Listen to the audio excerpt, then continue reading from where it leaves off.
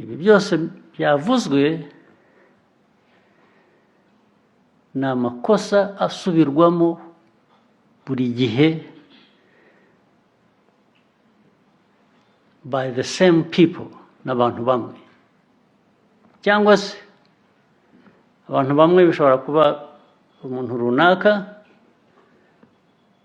ariko abantu bamwe binavuze noneho abiswa abayobozi. Niba wari muri uyu mwanya nk'umuyobozi ugakora ikosa, ejo ukarisubiramo, ejo bundi ukarisubiramo, haba hari ikibazo cy'uko wenda wowe muri wowe hari ikibazo nawe utumva neza ugomba guhindura. Ariko noneho wavuye muri wa mwanya hakajyamo undi nawe agasubiramo ikosa rimwe akarisubiramo nawe,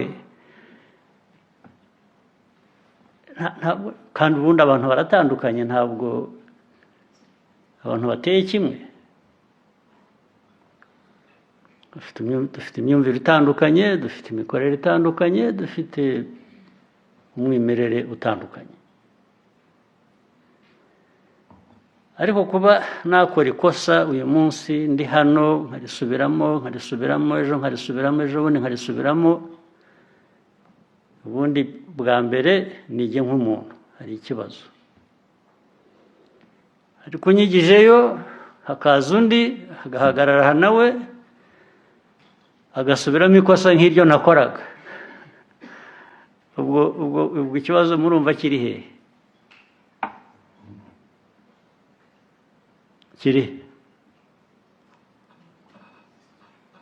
Kuki nasubiramo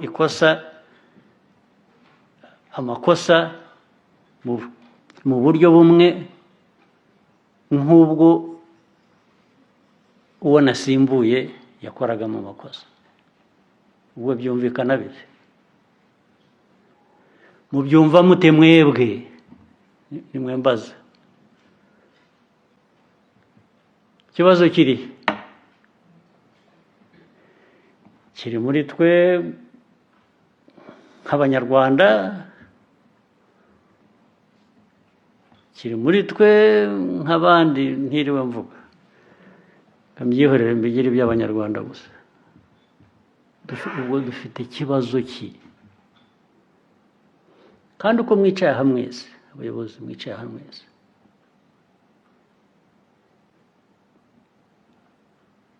ntabwo navuga ko mutumva inshingano n'ibikwiriye kuba bikorwa. Ntabwo navuga ko murabyumva pe, muranandusha no kubyumva.